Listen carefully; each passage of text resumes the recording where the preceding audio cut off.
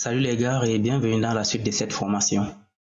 Dans la partie précédente, on avait géré la responsivité de la section Articles et on s'était dit que dans cette partie, on devait gérer la responsivité du footer qui sera relativement simple d'ailleurs parce qu'on n'a pas les images et on n'a pas trop d'éléments qui s'y trouvent. Donc pour gérer la responsivité du footer, actuellement quand on observe notre footer, on a nos liens qui s'affichent à la gauche, les liens vers les réseaux sociaux qui s'affichent à la droite et on a le copyright en dessous.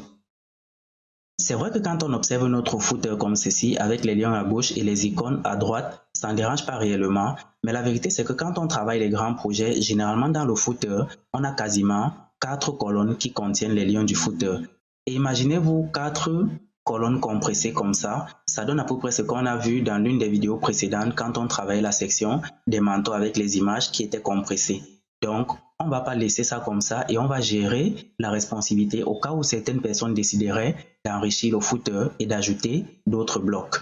Ici, ce qu'on veut, c'est de faire en sorte que lorsqu'on redimensionne notre écran à cette taille, que les liens s'affichent les uns en dessous des autres, qu'on ait les liens en dessus et qu'on ait les icônes en dessous.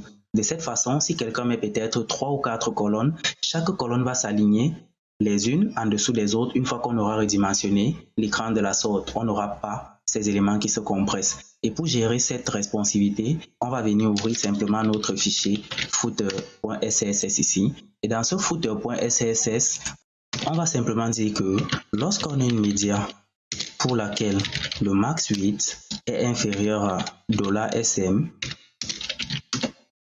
on aimerait que la largeur du footer soit désormais 100% et on met également le flex associé à cette valeur qui sera 0, 0 et 100%. Une fois fait, on vient regarder dans notre navigateur de ce côté, on actualise et vous voyez que les liens se placent désormais les uns en dessous des autres. Et pour ce footer, en réalité, c'est tout ce qu'on avait à faire. On n'a pas besoin d'écrire beaucoup de lignes de code, on a terminé comme ça. Mais avant de se séparer et de se retrouver dans la prochaine partie, là où on va commencer avec les autres pages, je propose qu'on fasse également un commit. On va donc ouvrir une nouvelle ligne de commande et on va faire un git status. Et dans ce git status, on va voir qu'il y a un certain nombre de fichiers qui ont été modifiés, mais que depuis un certain moment, on n'a pas fait de commit.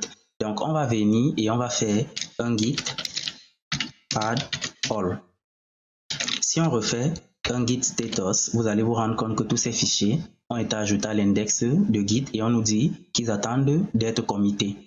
On va donc revenir et on va faire un git commit-m et le message qu'on va mettre sera simplement finalisation complète de la page d'accueil. Entre parenthèses, responsivité incluse. On referme la parenthèse et on fait notre commit.